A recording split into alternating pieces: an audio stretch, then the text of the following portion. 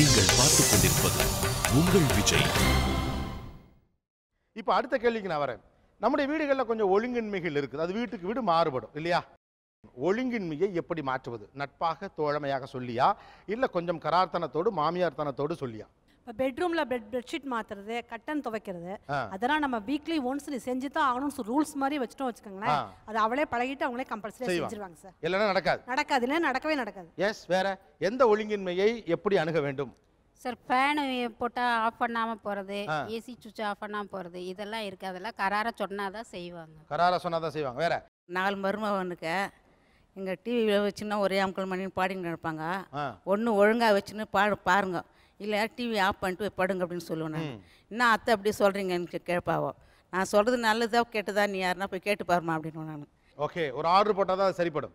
வேற ஃபோன் பேசிகிட்டே வேலை செய்கிறது கடிஞ்சு சொன்னாதான், இல்லைன்னா ஃபோனே பேசிகிட்டு இருப்பாங்க, ஒர்க்கை ஒழுங்காக செய்ய மாட்டாங்க. அதில் கான்சன்ட்ரேஷன் கம்மியாயிடும். வேற வேற இந்த துவைச்ச துணியெல்லாம் அன்னன்னைக்கே மடித்து வைக்கணும். அதை கொண்டு பெட்டில் போட்டு வச்சிடுறது அப்படியே. அப்புறம் உடுத்திட்டு போன துணியெல்லாம் அங்கே போடுறது இங்கே போடுறது எல்லாத்தையும் ஒன்றாக்கிட்டு குழந்தை ஸ்கூல் போகும்போது எதுக்கு ஐயோ அந்த ஜட்டி அங்கே வச்சு இங்கே வச்சு கரெக்டாக இன்றைக்கி சாயந்தரத்துக்குள்ளே எல்லாம் மடித்து அந்த இதுக்குள்ளே போயிடணும். ஏன்னா பக்கெட்டில் தூக்கி எடுத்துகிட்டு வருவா. நாளைக்கு அந்த பக்கெட்டில் குளிக்கணும்னு இருக்கும், அந்த பக்கெட்டை காய வச்சுருப்போம். அதில் துவைச்ச துணியை அங்கிட்டு இங்கிட்டு எங்கெங்கே போகவே கூடாது. எனக்கு அன்றைக்கி சாயந்தரத்துக்குள்ளே மடித்து அதாவது அந்த பீரோக்குள்ளே போயிடணும். மாமியார் இருந்தால் தான் இந்த வீடு இப்படி ஒழுங்காக இருக்கும் அப்படின்னு எதை சொல்லுவீங்க? எங்கள் மருமக எப்பவும் பெட்ரூம்லேயே உட்காந்துருப்பான். இல்லை வெளியில் வந்து யார் வந்தாலும் பேசுறது செய்யறதெல்லாம் இல்லை. அது எனக்கு சுத்தமாக பிடிக்கிறது இல்லை. யார் வந்தாலும் வாங்கோ போங்கோ சொல்கிறது, அந்த கயிற்ற துணியை அப்படியே போட்டுடுறது, இதெல்லாம் எனக்கு சுத்தமாக பிடிக்கல. எல்லாம் எடுத்து அடுக்கி வையன்னு சொல்கிறது. சமையல் ரூம் வந்து சமையல் பண்ணுங்க, என் கூடயே இருந்து கொஞ்சம் ஹெல்ப் பண்ணுவோம். இல்லவே இல்லை, அவங்க எல்லாம் பெட்ரூம்லேயே இருக்கிறது. அதெல்லாம் எனக்கு சுத்தமாக பிடிக்காத விஷயங்கள் தான். இல்லை, அது எப்படி கரெக்ட் பண்ணுவீங்க? அதுக்கு நான் பேசுவேன், கடுமையாக தான் பேசுவேன். மாமியார் இருந்தால் தான் ஒரு வீடு ஒழுங்காக இருக்கும்னு எந்த அடிப்படையில் சொல்லுவீங்க? எல்லா வேலையும் கரெக்டாக செய்யணும், இந்த டைமுக்கு செய்யணும் நம்ம சொல்கிறவங்க போது மாமியார் இருக்காங்க, அவங்க வந்துடுவாங்க, பயமாக இருக்குது நம்ம பண்ணிடணும், அவங்க வந்துடுவாங்க, அவங்க இருந்தால் தான் வீடு கரெக்டாக. எங்கள் மாமியார் இருந்தால் பண்ணக்கூடாதுன்னு சொல்லுவாங்க. துணி இப்படி கிடக்கா, வீட்டில் இந்த மாதிரி இருக்கா ஜாமாங்க, குழந்தைய நம்ம கரெக்டாக குளிக்காமல் சட்டை போடாமல் வச்சுருக்கோமா, இதெல்லாம் மாமியார் இருந்தால் எல்லாம் கரெக்டாக நடக்கும் அப்படின்ற ஒரு பயம் அவங்க மனசில் வரணும். வேற மாமியார் இருந்தால்தான் ஒரு வீடு ஒழுங்காக இருக்குமா? 3 நாளாக தோசைம்பா, 5 நாளாக தோசைம்பா. என்ன நீ இப்படி தோசைன்ற பையனுக்கு வேற செஞ்சு கொடுக்க முடியாதான்னு கேட்டா, மறுநாள் நல்லா சப்பாத்தி குருமா எல்லாம் கடகடன்னு காலையிலே ஆயிடும். அப்போ அந்த பயம் இருக்கு. நான் 3 நாளைக்கு முன்னாடியே இதை கேட்டிருந்தா அவ செஞ்சிருப்பா. ஆனால் அத்தை ஒன்றும் கேட்கல, பையனும் ஒன்றும் சொல்ல மாட்டான். அப்போ அந்த மாதிரி கொண்டு வருவேன். அதே மாதிரி பையனை என்ன 3 நாளாக தலைக்கு ஊற்றிட்டே இருக்க, சளி இருக்குன்னுவேன். அதெல்லாம் ஒன்றும் இல்லைன்னு, அதெல்லாம் ஒன்றும் இல்லைன்னு. உனக்கு எத்தனை பிள்ளை நீ பெற்றுட்ட, உனக்கு தெரியாதா? எனக்கு தெரியாதா? உனக்கு தெரிஞ்சிட போகுது, அதன்படி நீ செய், நான் சொன்னதை நீ செய் அப்படின்னுவேன். இந்த ஃப்ரிட்ஜுக்குள்ளே நேற்று பண்ணது இன்றைக்கி பண்ணது பாட்டுக்குள்ளே இருந்துக்கிட்டே இருக்கும். அது அந்த சாம்பார், இது வந்து அந்த ஏதோ இஞ்சி பூண்டு சம்திங் ஏதோ சொல்லிகிட்டே இருப்பாங்க. ஒரு நடுத்தட்டு மட்டும் அப்படியே இருக்கும். நான் சேர்ந்துட்டு என்னம்மா இன்றைக்கி பண்ணேன், அது முந்தா நாள் அந்த சாம்பாரை அதை சுட வச்சு அப்படியே கொடுத்துட்டேன். அதெல்லாம் கிடையாது. என்ன உள்ளே இருக்குது, இன்றைக்கி என்ன செய்யணும், நேற்று என்ன சமைச்சோம், நம்ம இப்போ கூட என்ன காய் நாளைக்கு பண்ணணும்னு கேட்டு வாங்குவா. அதே மாதிரி எங்கே போனாலும் எனக்கு அப்டேட் பண்ணிகிட்டே இருப்பேன். ரெஸ்பான்சிபிலிட்டி இருக்கும். ஆமாம், ரெஸ்பான்சிபிலிட்டி, டிசிப்ளின். கண்டிப்பாக அம்மா எங்கிட்ட குழந்தைய விட்டுட்டு போனால், இந்த பாரு 6 மணிக்கு மேலே வர்றதா இருந்தால் நீ என்கிட்ட முன்னாடி சொல்லிடணும். குழந்தைக்கு 6 மணிக்கு என்ன கொடுக்கணும் எனக்கு தெரியாது, எங்கிட்ட சாப்பிடுவானான்னு எனக்கு தெரியாது. அது சாப்பிடாம அவன் பட்டினியாக இருந்து நான் சாப்பிட மாட்டேன், எங்கள் வீட்டுக்கார சாப்பிடா வீடை சாப்பிடாம கிடக்கும். அப்படியே இருக்க, நீ கரெக்டாக நீ வந்துடணும். வந்து இறங்கினேன்னா எங்கே வந்து இறங்குறேன்னு சொல்லு, நீ இந்த ஊருக்கு புதுசு, அதனால நாங்கள் வந்து உன்னை கூட்டிகிட்டு வரோம். ஸோ மாமியாரா இருந்தா ஒரு டிசிப்ளின் இருக்கும், ரெஸ்பான்சிபிலிட்டி இருக்கும். கண்டிப்பாக இருக்கும் சார் அந்த வீட்டில். ஆனால் இன்னொரு பக்கம் இருக்கு, மாமியாரா ஏன் இருக்கக்கூடாது? இன்னைக்கு மருமகளுங்க வேலைக்கு போகக்கூடிய மருமகளுங்க வீட்டுக்கு வரும்போது மாமியார் ஒருத்தர் இருக்கும்போது மாமியார் செய்வாங்க, நமக்கு எல்லாம் செய்வாங்கங்கிற ஒரு அனுசரணையோட வரும்பொழுது நாம மாமியாரா நம்ம நடந்துக்காம மகளா நினைச்சு நம்ம பொண்ணுக்கு செய்யற மாதிரி செய்தோம்னா அந்த இடத்துல பிரச்சனை வர்றதுக்கு வாய்ப்பு கிடையாது. அழகான பதிலுங்க.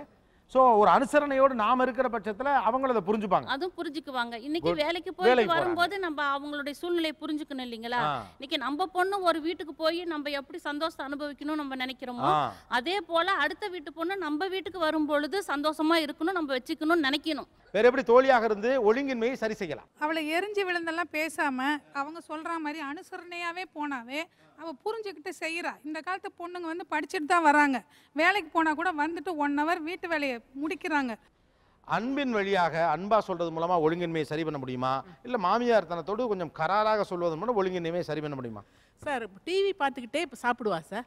நான் சொல்லுமா உனக்கு தெரியாது இல்லை, நீ படித்த பொண்ணு டிவி பார்த்துக்கிட்டே சீரியலை பார்த்துக்கிட்டே அந்த டென்ஷனை அனுபவிச்சுக்கிட்டே சாப்பிட்டாக்கா அந்த உணவு செரிக்காது. நான் சொல்ல தேவையில்லை, எனக்கு ரொம்ப தெரியும் சார், ஆனால் நான் அதை காட்டிக்க மாட்டேன், உனக்கே தெரியும். அதனால டிவி சீரியல் பார்க்காதம்மா, சாப்பிட்டு முடிச்சுட்டு பாரு, இது வேணாம், இது ஒழுங்கினும், இது சரியில்லை அப்படின்னு அவ பக்கமா போய் அவளே திறமையான மாதிரியா, நான் கொஞ்சமா சொல்ற மாதிரியா சொல்றப்ப அவ கட்டாயமா புரிஞ்சுக்குவா சார். இப்போ உள்ள பிள்ளைகள்கிட்ட நேரடியாக எது ஸ்ட்ராங்காக சொன்னால் அதை மாற்றி தான் சொல்லுவாங்க. அது மாமியாராக சொல்லல கண்டிப்பாக அவங்க மாற்றி யோசிப்பாங்க, அது பிடிக்காம போகும். அதனால நம்ம ஒரு நயந்து அவங்க கூட சேர்ந்து சொல்கிறது நல்லது. ஓகே. ஸோ அப்படி சொன்னால் ஆப்போசிட்டாகவே சொல்லுவாங்க. கொஞ்சம் நயந்து போகும்போது மாமியார் தனம் இல்லாமலேயே வீட்டினுடைய ஒழுங்கினங்களை சரி பண்ணுவது எப்படி, ஒழுங்கற்று இருப்பதை சரி செய்வது எப்படி? ஒழுங்கினமாக இருந்ததுன்னா எனக்கு இது மாதிரி தோன்றது, உனக்கு சரிப்பட்டதுன்னா நீ அதை சரி செய், அது உனக்கு இஷ்டப்படி இப்படி தோணும், என்னோட ஐடியா இந்த மாதிரி இருக்கணும்னு தோன்றது அப்படின்னு சொல்லலாம். நம்ம மனசுக்கு பட்டதை நம்ம சொல்லலாம். அப்படி சொன்னா உடனே மாறிடுவாங்களா என்ன? அவளுக்கு மனசுக்கு சரின்னு பட்டா சரின்னு செய்யறேன், இல்லைன்னா அவ இஷ்டப்படி தான் இருப்பா, நம்ம ஒன்றும் மாற்ற முடியாது, நம்ம சொல்றதை செய்யணும், அதை பொறுத்துக்கணும், அவ்வளோதான். அவ்வளோதான். நான் வந்து டைரக்டா சொல்ல மாட்டேன், என் பேரங்கிட்ட சொல்லுவேன், ஏண்டா இப்படி வச்சிருக்கிறியா எடுத்து வையேன்பா, அப்பதானே வீடு நல்லா இருக்கும், இது இங்க வைக்காத அங்க வைக்காதன்னு அவங்கிட்ட சொல்லிடுறது. ஓ, நேரா ஹார்ஷா சொல்றது போல பேரண்ட சொல்ற மாதிரி சொல்றது. சூப்பர். வேற மாமியார் தனம் காட்டாமலேயே வீட்டை எப்படி ஒழுங்காக வைத்துக் கொள்ளலாம்? நான் சொல்லிடுவேன், அம்மா சீக்கிரமா வா, 6 மணிக்குள்ள வந்துருமா, மாமாக்கு மாத்திரை கொடுக்கணும், டென்ஷனாக இருக்கும், சீக்கிரமா வந்தீங்கன்னா நீயும் ஃப்ரீயா இருக்கலாம், நானும் ஃப்ரீயா இருக்கலாம், முன்கூட்டியே சொல்லிட்டோம்னா அவ அந்த டைமுக்கு சரி எங்க மாமியார் இருப்பாங்க. ஆனா இது இவ்வளவு கெஞ்சியா வாழ்றது கொஞ்சமா கெஞ்சி இல்ல சார், இது கெஞ்சல், இதுக்கு தான் அன்பு, இதுக்கு தான் நான் 6 மணிக்கெல்லாம் நீ வந்துடணும், இல்ல நான் உன் பசங்களாம் பார்க்க மாட்டேன்னா அது மிலிட்ரி மேன் செய்யற வேலை, நாம செய்யற வேலை கிடையாது. அதாவது என் மருமக கூட நான் கூட்டு குடும்பமா சந்தோஷமா இருக்கணும், ஒரு வீட்டு உள்ள மேல இல்ல, ஒரு வீட்டு உள்ள இருக்கணும்னா நான் அனுசரிச்சு தான் போகணும். நீ மாமியார், நான் மாமியார் கீழே இருப்ப, நீ மருமக மேல இருப்ப, 3 நாள் தோசை ஏன் கொடுத்த, 4 நாள் மாமியார் கொடுத்தனா, இது கூட்டு குடும்பம் இல்ல, இதுவும் தனி கொடுத்தணும் தான். நீ மேல இருக்கிற நான் கீழே இருக்க, அப்படி இல்லை. நான் சொல்றது 4 செவத்துக்குள்ள நம்ம எல்லாம் ஒன்னா இருக்கணும். சாப்பாடு செஞ்சா கூட எல்லாம் எடுத்து இருந்துச்சுன்னு ஒன்னா உட்காந்து அன்பா சாப்பிடணும். இந்த டைம் எங்க மாமியார் மாமனார் சாப்பிட்ட டைம்ப்பா, அவங்க இது விட்டாங்கன்னா மாத்திரை போட முடியாது, நான் வரப்ப அவங்க ஃப்ரெண்டு கிட்ட பேசினா கூட என் அப்படி சொல்லணும். அவன் ஃப்ரெண்டு கிட்ட, ஏய் இந்த நேரம் அந்த சனினுங்க மாத்திரை சாப்பிடணும், நான் கிளம்புறேன் இருடி, நம்ம ஃபோனில் மீதி பேசிக்கலாம், அப்படி சொல்கிறது தான் நான் மாமியாருன்றவங்க டாபிக். நாங்கள் அன்பான மாமியாருங்க, செல்லம் ஊசியில் வாழைப்பழத்தை ஏற்றுவோம், ஆனால் ஊசியே ஏற்ற மாட்டோம். இதுதான் சார் நாங்கள் மாமியார். என்னம்மா இப்படிலாம் வச்சுருக்க, நல்லா இல்லையே அப்படின்னு சொல்லிட்டு என் பேத்திகிட்ட பேசுகிற மாதிரியே பேசுகிறேன். எதுக்கு அப்புறம் எதுக்கு பேத்தி, அப்புறம் அவள் எதுக்கு, அவளுக்கு எதுக்கு 2 காது, அவட்டையே சொல்லிட்டு போகிறது, அப்போ தானே அவ கற்றுப்பா. இந்த பையன் அவட்டையா போய் சொல்ல போகிறான், பேரன் அவன்கிட்டயே சொல்ல போறான், தேவையில்லை. அப்ப நீங்க ஒவ்வொன்றுத்துக்கு பயப்படுறீங்க. டைரக்டா அவட்டே சொல்லிடுறது, சொன்னா பைப் இல்லைங்களா, பைக் இல்லை. ஒன்று என் வீட்டில் பெரியவங்க இருக்காங்க, அவங்க மாத்திரை போடுற நேரம் ஆயிடுச்சு, நான் போறேன்னு ஃப்ரெண்டுகிட்ட சொல்லி வர மாதிரி என் மருமகள்கிட்ட நான் அன்பா நயந்து இருக்கப்ப அவள் அப்படி இருந்துட்டு போறா, இல்லைன்னா சனியை மாத்திரை திங்கணும்னு கிளம்பி வரணும். இல்லை எங்க மருமகன் அப்படி கிடையாது.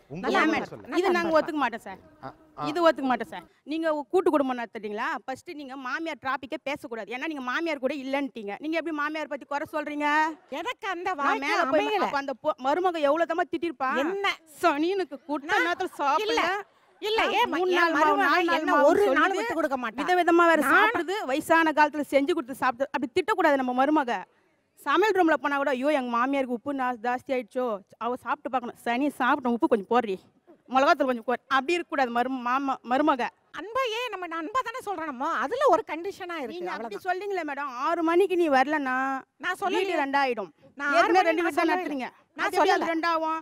அவ இன்னும் சந்தோஷப்படுவா. இல்ல இந்த பாருங்க ஒரு நிமிஷம், நான் 6 மணி நான் சொல்லலையே. எவ்வளவு அன்பா பாத்துக்கிறீங்களோ, சுகர் ஏறிச்சுன்னா அப்பதான் உங்க டீல சுகர் இல்லாம டீ கொடுப்பா. நீங்க எவ்வளவு டென்ஷன் ஏத்துறீங்களோ, சுகரை கலந்து கொடுத்து சுகர் இன்னும் ஏத்தி விடுவா. சொல்லிட்டேன். இப்போ என் மாமியார் வந்து டீச்சராக இருந்து அவங்களும் ஒரு ஜாப்புக்கு போனவங்க தான். இப்போ என் மாமியார் வந்து கண்டிப்பாக போகும்போது ஸ்கூலுக்கு போகிறேன், நான் வரத்துக்குள்ளே நீ இதெல்லாம் செஞ்சிருமா, மாவாட்டி வச்சுரு, நான் வந்துடுறேன், நீ துணி துவைச்சு வை, நான் வந்துட்டு உங்களுக்கு மீதி என்ன சொல்கிறேன், சமைச்சு வை, நான் செஞ்சு வச்சேன். இப்போ அதே மாதிரி என் மருமகள் சொல்லி என் மருமகள் செய்கிறா, கண்டிக்காமல் என் மாமியார் பாட்டுக்கு நீங்கள் பாட்டுக்கு நான் போகிறேம்மா, நீ எதாவது செஞ்சது செய்யணும், நான் படுத்து தூங்குவேன், மாமியா வந்து செய்யட்டும் நான் இருப்பேன். அப்ப கண்டிப்பு இல்லாம அந்த வீட்ல எப்படி இருக்க முடியும்? கண்டிப்பு வேணும் தான் மேடம், எதுக்கு வேணுமோ அதான் வேணும். எங்க வீட்ல ஃப்ரிட்ஜில் இந்த அம்மா சொன்ன மாதிரி நிறைய இருக்கும், காய்கறி இருக்கும், எல்லாமே வந்து நான் எடுக்கலைன்னாலும் என் மாமியார் வந்து இதெல்லாம் இருக்கு, இதெல்லாம் சமைச்சிட்டு தான் நீ போய் புது காய்கறி வாங்கிட்டு வரணும் எனக்கு சொல்றாங்க. இப்போ நான் வந்து அவங்க சொல்றபடி நான் கேட்குறேன், அதே மாதிரி என் மருமகளுக்கு நான் சொல்றேன். அப்ப இன்னும் உங்க மாமியார் உங்களுக்கு சொல்லி தான் கொடுத்துட்டு இருக்கிறாங்க, இன்னும் நீங்க பக்குவப்படல. அப்ப இன்னும் பக்குவப்படல நீங்க. ஃப்ரிட்ஜில் அவ்வளவு வந்து உங்களுக்கு வேஸ்ட்டாக தான் போகும். நீங்க இன்னும் பக்குவப்படல. 84 வயசு ஆனவங்க இன்னும் உங்களுக்கு டீ காபி போட்டு கொடுத்துருக்காங்க.